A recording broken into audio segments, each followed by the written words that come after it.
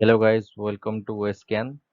तो आज आम नुआ सीरीज गोटे स्टार्ट करसा जोग्राफी गोटे नुआ सीरीज स्टार्ट होचे। तो आम जानी समस्ते एएस और ओपीएससी रो नोटिफिकेशन आसीगला, एग्जाम बहुत शीघ्र कंडक्ट होगा जाऊँगी। तो से एएस और ओपीएससी और अलग गवर्नमेंट एग्जाम भी ओडिशा गवर्नमेंट एग्जाम भी ओडिशा जोग्राफीटा बहुत ही पाखापाखि दुईटा तीन क्वेश्चन ओडिशा जोग्राफी ही आसे।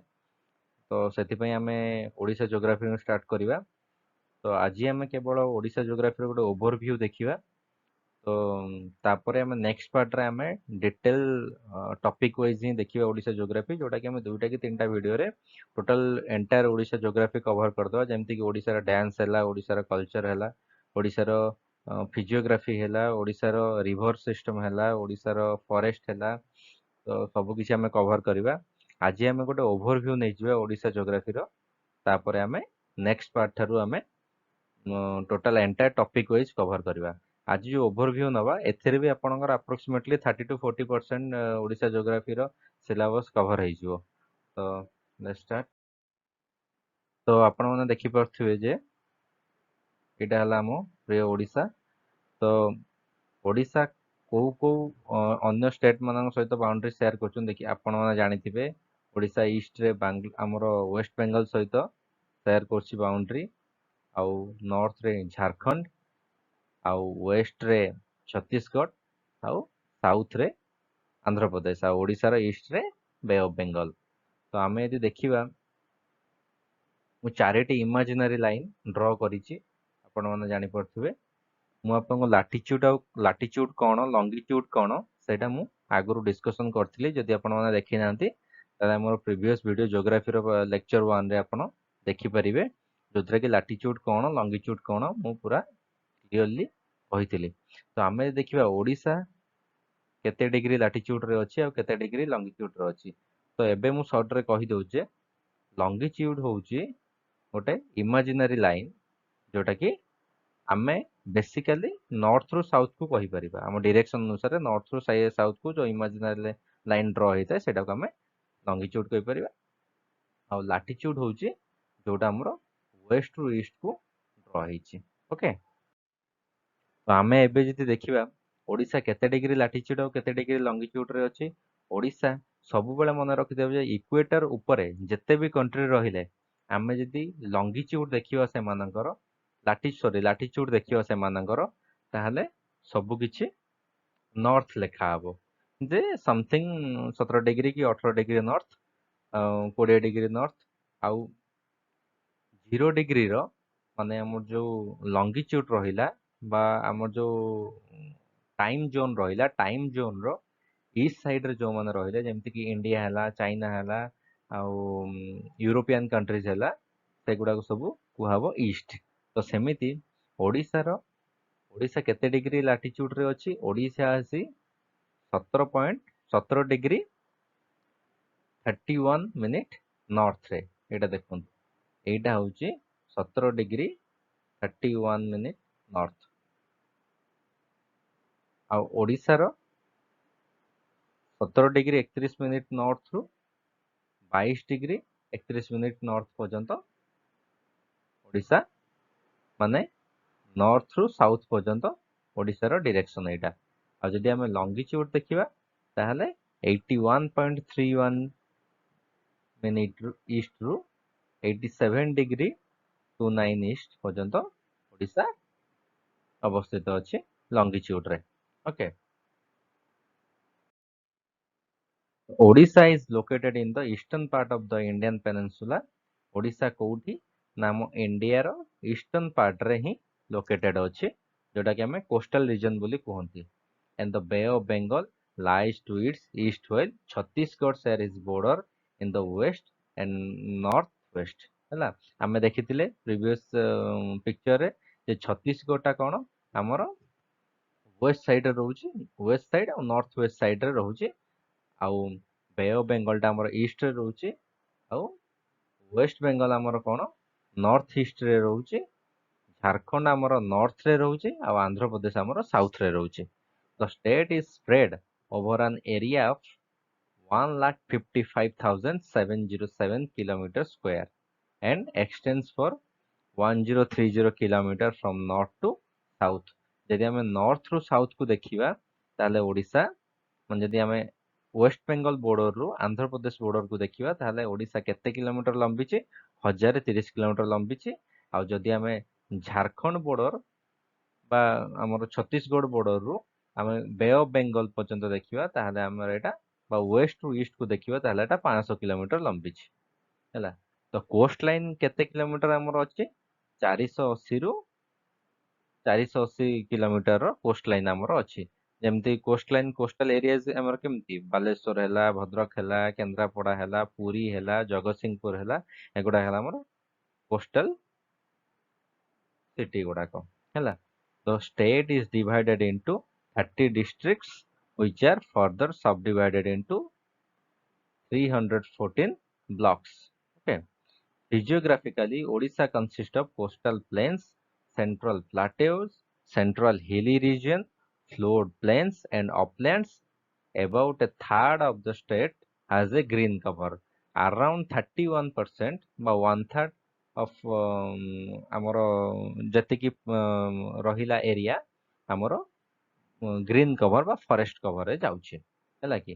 ଆଉ ଓଡିଶାର ଫିଜିଓଗ୍ରାଫିଟା ଡିଭାଇଡ ହେଇଛି କେମିତି ନା କୋଷ୍ଟାଲ ପ୍ଲେନ୍ସ ବି ଅଛି ଆଉ ସେଣ୍ଟ୍ରାଲ ପ୍ଲାଟେଓ ଅଛି। ସେଣ୍ଟ୍ରାଲ ପ୍ଲାଟେଓଟା କଣ ନା ଆମର ମିଡିଲ ଇଷ୍ଟ ମାନେ ଆମର ସେଣ୍ଟ୍ରାଲ ରିଜିଅନଟା ଓଡିଶାର ସେଇଟା ଆମର କଣ ପ୍ଲେନ ରିଜିଅନ। ଆଉ ସେଣ୍ଟ୍ରାଲ ହିଲି ରିଜିଅନ ଆମର ଏଠି ମାଉଣ୍ଟେନ୍ସ ବି ଅଛନ୍ତି ଫ୍ଲୋଡ ପ୍ଲେନ ଏରିଆସ୍ ବି ଅଛନ୍ତି କାହିଁକିନା ଓଡିଶାର ବହୁତ ଜାଗାରେ ବନ୍ୟା ହେଇଥାଏ ଜାଣିଥାନ୍ତି ସେଗୁଡା ସବୁ ଫ୍ଲୋଡ ପ୍ଲେନ ଏରିଆ କହନ୍ତି। ଅପଲ୍ୟାଣ୍ଡ ବା ଅପଲ୍ୟାଣ୍ଡ ଟା କଣ ମାନେ ହାଇଏଷ୍ଟ ହାଇ ଏରିଆ ଯୋଉଟା କହନ୍ତି ବା ଆମର ଯୋଉଟା ନର୍ମାଲ ଲେବୁଲ ଯୋଉଟା ଉଚ୍ଚାରେ ଥାଏ ସେଟାକୁ ଆମେ ଅପଲ୍ୟାଣ୍ଡସ କୁହନ୍ତି ହେଲା କି। ତ Mahanadi is the largest of the river of the state and its catchments area covers 42% of the state. Okay. Mahanadi କଣ ମହାନଦୀ ହଉଛି ଆମର ସବୁଠୁ ଲାର୍ଜେଷ୍ଟ ରିଭର କୋଉଠି ନା ଓଡିଶାର ଯୋଉଟା କି 42% ଏରିଆ କଭର କରୁଛି ଓଡିଶାର ହେଲା କି। there are several other significant rivers that flows through the states such as Subarnarekha Brahmani Baitarani ବଂଶଧାରା ଏଇ ମାନେ ମଧ୍ୟ ମହାନଦୀ ଛଡା ଆହୁରି ବି ଆମର ଅନ୍ୟ ନଦୀ ମାନେ ଅଛନ୍ତି ତା ଭିତରୁ କେତେକ ହେଲା ସୁବର୍ଣ୍ଣରେଖା ବ୍ରାହ୍ମଣୀ ବୈତରଣୀ ଆଉ ବଂଶଧାରା। ଆହୁରି ବି କିଛି ବହୁତ ସାରା ରିଭର ଅଛନ୍ତି ଯୋଉଟା କି ଆମେ ଯୋଉ ରିଭର ସ୍ପେସିଫିକାଲି ଭିଡିଓ ଯୋଉଟା କରିବା ରିଭର ଫରେଷ୍ଟ ଏଇ ସବୁରେ ନେକ୍ସଟ ପାର୍ଟରେ ସେଇଥିରେ ଆମେ ସ୍ପେସିଫିକ ରିଭର ସେମାନଙ୍କର ଲେନ୍ଥ କେତେ କୋଉଠି କୋଉଠି କୋଉ ଡିଷ୍ଟ୍ରିକ୍ଟରେ ସେମାନେ ଅଛନ୍ତି ବା କୋଉ ଡିଷ୍ଟ୍ରିକ୍ଟ ଦେଇ ବହୁଛନ୍ତି ସେଇଟା ଆମେ ଦେଖିବା ଡିସ୍କସନ କରିବା ଠିକ ଅଛି। ଏଇଟା ଗୋଟେ ଦେଖି ଦିଅନ୍ତୁ ଆମର ମ୍ୟାପ ଟା ସବୁ ଡିଷ୍ଟ୍ରିକ୍ଟ ୱାଇଜ ମ୍ୟାପ ଦେଖି ଦିଅନ୍ତୁ।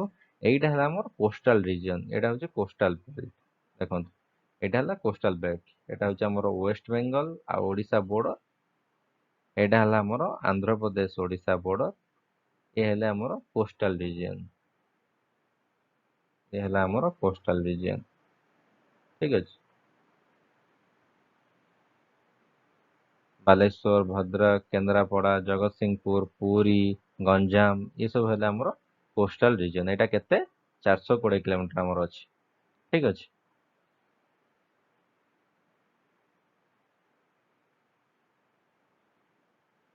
ତ ଆପଣ ମାନେ ଜାଣିଲେ ଆମର ପଡୋଶୀ ରାଜ୍ୟ ମାନେ କିଏ ୱେଷ୍ଟ ବେଙ୍ଗଲ ଝାରଖଣ୍ଡ ଛତିଶଗଡ଼ ଆଉ ଆନ୍ଧ୍ରପ୍ରଦେଶ ଏମାନେ ହେଲେ ଆମର ଷ୍ଟେଟ ଗୁଡା ଯୋଉମାନେ ପଡୋଶୀ ରାଜ୍ୟ ଯୋଉମାନେ ଆମ ସହିତ ବାଉଣ୍ଡରୀ ସେୟାର କରୁଛନ୍ତି ହେଲା କି। ତ ଆଉ ଗୋଟେ କଥା ମନେ ରଖିଥିବେ ଯେ ଓଡିଶାରେ ଯୋଉ ମାଉଣ୍ଟେନ୍ସ ଗୁଡା ଦେଖାଯାଉଛି ସେଗୁଡା ହଉଛି କାହାର ପାର୍ଟ ନା ଇଷ୍ଟର୍ଣ୍ଣ ଘାଟର ପାର୍ଟ। ୱେଷ୍ଟର୍ଣ୍ଣ ଘାଟ ହଉଛି ଆମର ମହାରାଷ୍ଟ୍ର ଆଉ କର୍ଣ୍ଣାଟକା ଏଗୁଡାକ ଯୋଉ ମାଉଣ୍ଟେନ ଗୁଡା କଭର କରୁଛି ସେଟା ହଉଛି ୱେଷ୍ଟର୍ଣ୍ଣ ଘାଟର ପାର୍ଟ। ଆଉ ଓଡିଶା ଆନ୍ଧ୍ରପ୍ରଦେଶ ଏଥିରେ ଯୋଉ ମାଉଣ୍ଟେନ ଟା କଭର କରୁଛି ଏ ହଉଛି ଇଷ୍ଟର୍ଣ୍ଣ ଘାଟର ପାର୍ଟ ହେଲା କି। ଦେଖ Chilika lake located on the east coast of the state in one of the largest brackish water lagoon।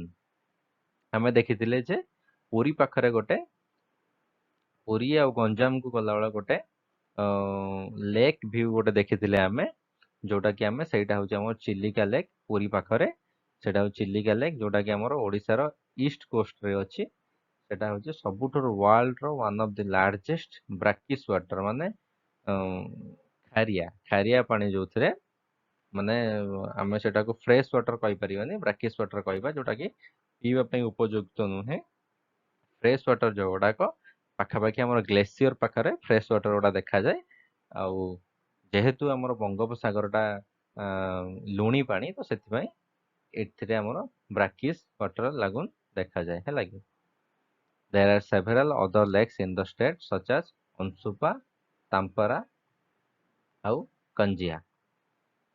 Odisha topography consists of fertile coastal plains to the east bounded by Bay of Bengal. ଏଇଟା ବୁଝିବାକୁ ପଡିବ ଆମକୁ ସବୁବେଳେ ମନେ ରଖିଥିବେ। ଫର୍ଟାଇଲ coastal plain ମାନେ କଣ? ଫର୍ଟାଇଲ coastal plain ମାନେ ହଉଛି ଚାଷ ପାଇଁ ଉପଯୁକ୍ତ। ଫର୍ଟାଇଲ ମାନେ ହଉଛି ଚାଷ ପାଇଁ ଉପଯୁକ୍ତ। ଫର୍ଟାଇଲ ପ୍ଲେନ୍ ଟା ହଉଛି ଯୋଉଠାରେ ଅଧିକା ଚାଷ ହୁଏ। ଆପଣ ମାନେ ଜାଣିଥିବେ ଓଡିଶାର କୋଷ୍ଟାଲ ରିଜିଅନ ରେ ଅଧିକା ଧାନ ହୁଏ, ଧାନ ଚାଷ ହୁଏ ଅଧିକା କୋଷ୍ଟାଲ ରିଜିଅନ ରେ। ସେଥିପାଇଁ ଏଇଟା ହଉଛି ଫର୍ଟାଇଲ ପ୍ଲେନ୍। କଣ ପାଇଁ ଫର୍ଟାଇଲ ପ୍ଲେନ୍ ତାର ବି ଜୋଗ୍ରାଫିକାଲି ରିଜନ ଅଛି, ସେଟାକୁ ଆମେ ପରେ ଡିସ୍କସନ କରିବା। ଏତିକି ହିଁ ଜାଣିଥାନ୍ତୁ। ସର୍ଟରେ ମୁଁ କହିଦଉଛି, ଯେହେତୁ ମହାନଦୀ ଆଉ ଯୋଉ ଅନ୍ୟ ରିଭର ମାନେ ରହିଲେ ବୈତରଣୀ, ମହାନଦୀ, ତ ଏମାନଙ୍କର ଯୋଉ ଡିପୋଜିସନାରୀ ଏରିଆଟା ରହିଲା ସେଇଟା ହଉଛି ଆମର ସେଠି କଣ ନା ଆଲୁଭିଆଲ ସଏଲ ଡିପୋଜିଟ ହୁଏ।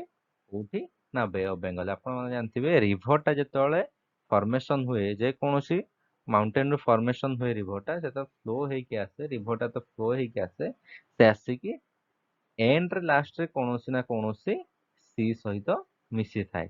ତ ଯେତେବେଳେ ସେ ଗୋଟେ ରିଭରଟା ଫ୍ଲୋ ହେଇକି ଆସୁଥାଏ ଗୋଟେ ମାଉଣ୍ଟେନ ରୁ ଗୋଟେ ରିଭରଟା ଫ୍ଲୋ ହେଇକି ଆସୁଥାଏ, ସେ କଣ କରେ ନା ସେଠୁ ସଏଲ ତା ସହିତ ଏରୋଡ କରିକି ଆଣେ ବା ତା ସହିତ ଭସେଇକି ସଏଲ ଆଣେ। ତ ଯୋଉ ମାଟି ତା ସହିତ ନେଇକି ଆସେ ତାକୁ ଆଣିକି ସେ ତ ସମୁଦ୍ରକୁ ନିଷ୍କାସିତ ହୁଏ, ସେ ଟାଇମରେ ସେ ଜାଗାରେ ଗୋଟେ ଡିପୋଜିସନ କରେ।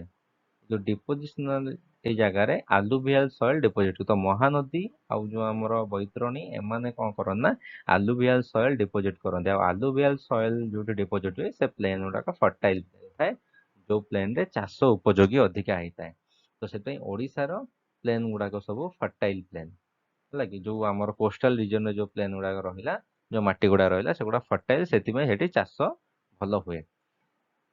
Then mountainous highlands and plateau region occupy the center of the state. ମାନେ ଆମର ଓଡିଶାର ମଝାମଝି ରିଜିଅନ ଟା ଯୋଉଗୁଡା ରହିଲା ସେଗୁଡାକ ସବୁ କଣ ମଝାମଝି ଯୋଉ ଡିଷ୍ଟ୍ରିକ୍ଟ ଗୁଡା ରହିଲା ସେଗୁଡା କଣ ନା ଆମର ମାଉଣ୍ଟେନ ଆଉ ପ୍ଲାଟେଉ। ତାପରେ western north western portion of the state consist of rolling uplands, ମାନେ ଉଚ୍ଚା ଜାଗା। The state also has some major flood plain encompassing the river system। କିଛିଟା ଫ୍ଲୋର ପ୍ଲେନ ଏରିଆ ବି ଆମର ଅଛି ଓଡିଶାରେ। The western and north portion of the state are part of Chotanagpur plateau। Western ଆଉ north ମାନେ କଣ, ଯୋଉଟା ଆମର ଝାରଖଣ୍ଡ ଆଉ ଛତିଶଗଡ଼ ସହିତ ବୋର୍ଡର ସେୟାର କରୁଛନ୍ତି, ସେଇପଟ ରିଜନ ଗୁଡାକ ହଉଛନ୍ତି ଛୋଟନାଗପୁର ପ୍ଲାଟେଓର ଅଂଶ ବିଶେଷ। The coast composed of fertile alluvial plains and the valleys of the Mahanadi, Brahmani and Baitarani rivers which empty into Bay of Bengal। ଏଇଠି ମୁଁ କହିଥିଲି ଆଗରୁ ମହାନଦୀ, ବ୍ରାହ୍ମଣୀ ଆଉ ବୈତରଣୀ ଏମାନେ କଣ କରନ୍ତି ଆଲୁଭିଆଲ ସଏଲ ଆଣିକି ଡିପୋଜିଟ କରନ୍ତି। ଆଲୁଭିଆଲ ସଏଲ ହଉଛି ଫର୍ଟାଇଲ ଇନ ନେଚର, ଯୋଉଟା କି ଆମର ଚାଷ ପାଇଁ ଉପଯୁକ୍ତ। ଏମାନେ ଯେତେବେଳେ ବେ ଅଫ ବେଙ୍ଗଲରେ ଏମ୍ପଟି ହୁଅନ୍ତି ବା ଯେତେବେଳେ ଆମର ବେ ଅଫ ବେଙ୍ଗଲକୁ ରେ ମିଶି ଯାଇଥାନ୍ତି, ସେଇ ଟାଇମରେ ଏମାନେ କଣ କରନ୍ତି ଡିପୋଜିଟ କରନ୍ତି ହେଲା କି। ସଏଲ ଏରୋଜନ ହେଇଥାଏ, ସେଟା ଡିପୋଜିସନାରୀ ପ୍ଲେନ ଯେତେବେଳେ ସେଠି କରନ୍ତି ସେ ଜାଗାରେ କଣ ହୁଏ ନା ଆଲୁଭିଆଲ ସଏଲ ଆଲୁଭିଆଲ ପ୍ଲେନ ହୁଏ। ଆଲୁଭିଆଲ ସଏଲ ଡିପୋଜିଟ ହୁଏ, ସେଟାକୁ ଆମେ ଆଲୁଭିଆଲ ପ୍ଲେନ କହନ୍ତି। ଆଉ ସେ ଏରିଆଟା ଫର୍ଟାଇଲ ହେଲା କି। 31.41% ଓଡିଶା ହାଜ ଫରେଷ୍ଟ କଭର। ମୁଁ କହିଥିଲି 1/3 of portion of Odisha area କଣ forest cover. So 31.41% of Odisha has forest cover. There are many wildlife sanctuaries in Odisha.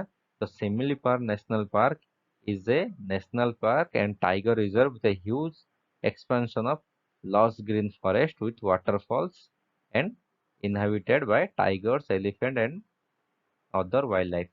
ଆମେ ଜାଣିଛନ୍ତି ଶିମିଳିପାଳଟା ଖାଲି ଗୋଟେ ନ୍ୟାସନାଲ ପାର୍କ ନୁହେଁ, ଶିମିଳିପାଳ ବି ଗୋଟେ ହଉଛି ଆମର कौन टाइगर रिजर्व। तो एटा हमर यूनेस्को रो मैप प्रोग्राम रे भी अंतर्भुक्त अछि जोटा कि हमें बायोस्फीयर रिजर्व कहंती। हमर केतेटी बायोस्फीयर रिजर्व अछि 18टी बायोस्फीयर रिजर्व अछि 12टी तादरो map man and biosphere reserve programme रे अंतर्भुक्त अछि मैप प्रोग्राम रे अंतर्भुक्त अछि यूनेस्को द्वारा। तो शिमिलीपाल से 12टी मध्यरु गोटे। आ एबे तो जानिथिबे शिमिलीपाल रे हमर फॉरेस्ट फायर ହେଇଛି। तो एटा भलो साइन नुहे आम एनवायरनमेंट पई काहेकि ना आमे फॉरेस्ट हमको फॉरेस्ट रो आमे ऑक्सीजन मिली थाए हमको। और एनवायरनमेंट आम पई केते इंपोर्टेंट एनवायरनमेंट और ह्यूमन लाइफ भितर गोटे बैलेंस मेंटेन होई रहबा दरकार जोटा कि तो फॉरेस्ट फायर जोटा कि होची तारो एगेंस्ट रे। ओके तो आमे जानले सिमिलीपाल नेशनल पार्क आ सेटा गोटे बायोस्फीयर रिजर्व आ यूनेस्को रो मैप प्रोग्राम रे भी सेटा अंतर्भुक्त।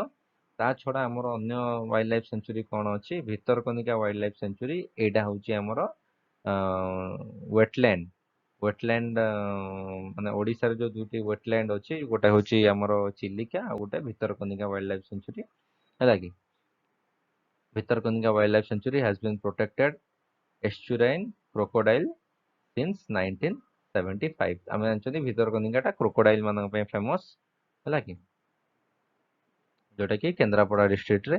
The highest mountain peak in the state is Devmali. Devmali होची सबुठु हाईएस्ट माउंटेन पीक। सबुठारु माउंटेन रो उच्चा स्थानटा को हमें माउंटेन पीक कहंती जोटा कि होची देवमाली जोटा कि 1672 metre which is situated in Koraput district in southern Odisha. Okay, it is also one of the tallest peak of the Eastern Ghat। Eastern Ghat मु कहितली ओडिशा और आंध्र प्रदेश होची ईस्टर्न घाट माउंटेन रो part. Deomali is part of the Chandragiri Kotangi mountain subsystem. तो एटा हम गोटे overview नेले जे हमर ओडिशा ज्योग्राफी रो गोटे ओवरव्यू भाबुची आपण माने किछि किछिटा जिंस माने जा बुझी जाइथिबे। तो हम नेक्स्ट वीडियो रे हमें टॉपिक वाइज डिस्कशन करिवा इंपोर्टेंट टॉपिक्स गुड़ा डिस्कशन करबा ओडिशा ज्योग्राफी रे 2-3 वीडियो रे आराम से आपनकर पूरा ज्योग्राफी ओडिशा ज्योग्राफी क्लियर हे जिवो। पाखा पाखी 3 रु 4 टी क्वेश्चन हमरो एएसओ हो पीएससी हो ओडिशा ज्योग्राफी को नै कि 2-3 टी क्वेश्चन जहाले भी आछी। तो ओडिशा ज्योग्राफी टा ओडिशा रो पिला हेतिवरु ओडिशा ज्योग्राफी भी जानिबा दरकार काहेना इंटरव्यू रे बहुत सारा एग्जाम पे इंटरव्यू भी हेलानी। इंटरव्यू एग्जाम इंटरव्यू टाइम रे ओडिशा ज्योग्राफी रो बहुत सारा क्वेश्चन आसे जेहेतु ओडिशा रे पिला। तो हम नेक्स्ट पार्ट रे कोन कोन देखिबा हम नेक्स्ट पार्ट रे फिजिकल डिवीजन देखिबा हैला कि हमर माउंटेन हैला रिवर हैला फ्लोड प्लेन एरियास गुड़ा हैला सेगुड़ा देखिबा।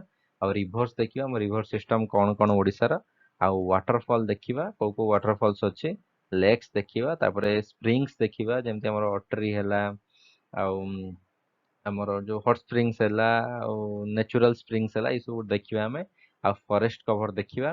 तापरे हम थर्ड पार्ट रे हम देखिबा ओडिसा रो कल्चर कोन ओडिसा रो डांस कोन ओडिसा रो टेम्पल आर्किटेक्चर स्टाइल कोन तो ओडिसा रो पर्व पर्वाणी ई सब देखिबा हमें। ओके जदि आपण मानको वीडियोटी भल लागिछि ताले दया करी सब्सक्राइब करंतु लाइक करंतु आ सब्सक्राइब करंतु हम टेलीग्राम चैनल भी जॉइन करंतु जोथरे हम पीडीएफ प्रोवाइड करिवो। आ सब्सक्राइब कले आपनको फायदा कोन हबो ना हमें जो नेक्स्ट इंपोर्टेंट वीडियो गुडा वीडियो सीरीज गुडा आसीबो आपण हेटा को देखि परिबे। एएसओ और ओपीएससी एग्जाम पई एटा बहुत ही इंपोर्टेंट सेशन काना ओडिशा ज्योग्राफी टा बहुत ही इंपोर्टेंट एग्जाम पर्सपेक्टिव रो। Okay thank you see you in next video.